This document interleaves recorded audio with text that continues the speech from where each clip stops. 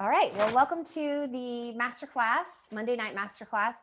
And I didn't get a chance to email this out, but we are going to start learning about how yoga and Ayurveda are blended and how we can apply Ayurvedic principles to our yoga practice and make our yoga practice um, that much better, enhance it.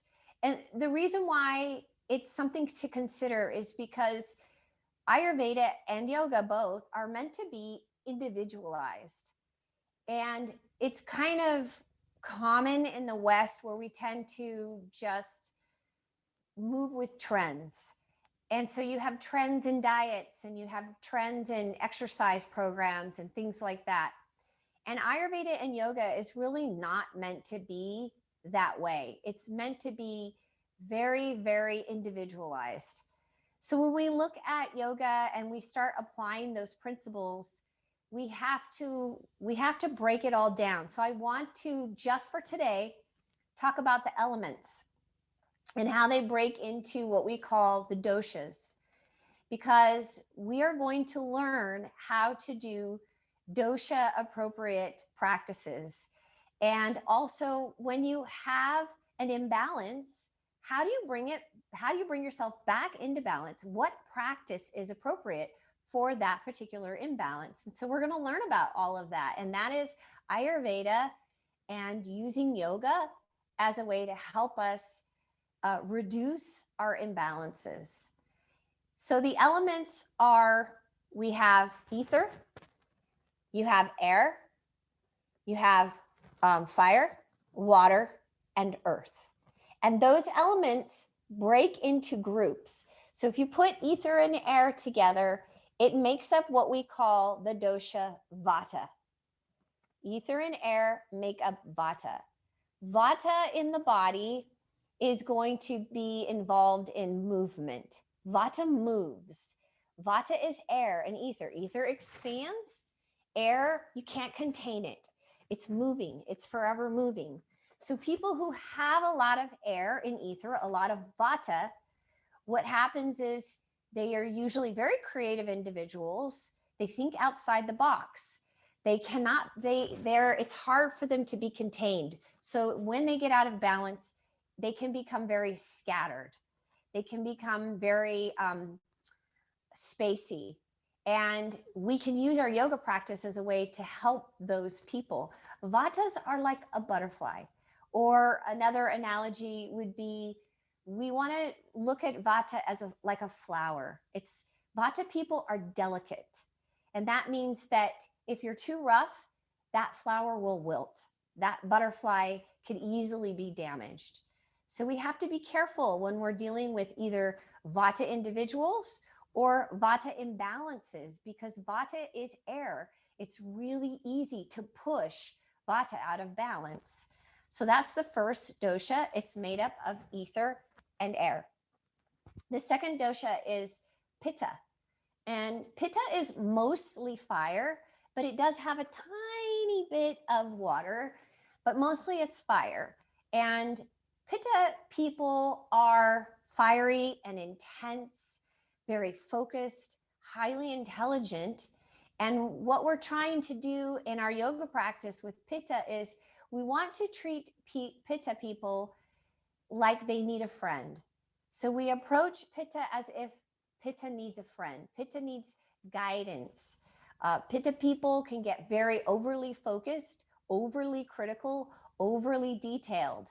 And what they need is ease.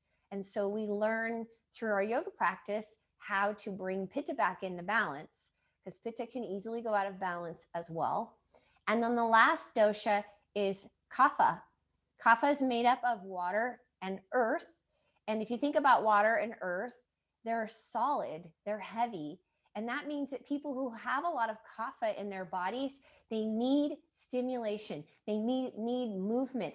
They actually oftentimes need to be aggressively pushed. They need it, intensity, they need it because they need that stimulation. They're dealing with stagnation and lethargy and being melancholy. And so we're looking at three very different constitutions.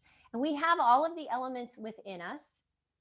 And you were born with a certain combination of those elements. So some people are vata, some people are pitta dominant, and some people are kapha dominant. Or you could be a combination. You could be a pitta vata or a vata pitta, or you could be a pitta kapha or a kapha pitta, right? You will most likely never be a vata kapha. And that's because those are total opposites. You could be a kapha person and have a vata imbalance. So your constitution that you were born with, that's called your prakriti. That's what you were born with. And that is your dominant dosha that comes out of that. That is how you move through the world. And you have to learn about this dosha. How do I work with it? What are the best foods for it? What are the best lifestyles? And what's the best yoga practice? So that's one thing. Then when we're dealing with imbalances, that's a whole nother thing. And I will tell you right now, it's really easy to get a vata imbalance because we're overstimulated. There's a lot going on in our lives. And the more stimulation that we have, the easier it is to have a vata imbalance. And that means vata needs grounding. And how do we do that? We can do it in our practice. One of the ways that we do it is I always talk about the energetics, the vayus. And what we're trying to do is use the yoga practice as a way to move those forces within us in a certain direction to help the dosha, to help reduce a dosha that is out of balance. So if you have a vata imbalance in your body, which means you are scattered, you're not grounded, too much upward lifting forces, then we can do a practice that moves the forces downward and help us feel more grounded and calm. If you are an individual that has too much pitta in your body, you have a pitta imbalance, then we can do postures that help us integrate, because pitta is all about transformation, integration, assimilation, digestion. So we can do postures that move forces towards the center of the body so we can integrate and feel more centered. Then we also have kapha. Kapha has too much downward force if you have that imbalance. And so we have to stimulate, we have to move up, we have to wake up that person, make those forces lift so that they can feel more light, they can feel more uplifted, literally. So that's what we're talking about today. And that is basically the introduction of the doshas. And we are going to start applying those into our practice through each week. We'll break it down. One week we'll do vata, another week we'll do pitta, another week we'll do kapha. And then we will look at vata imbalance, pitta imbalance, kapha imbalance, and how to work with all of those. Okay. So I'm going to go ahead and get us started for our practice now.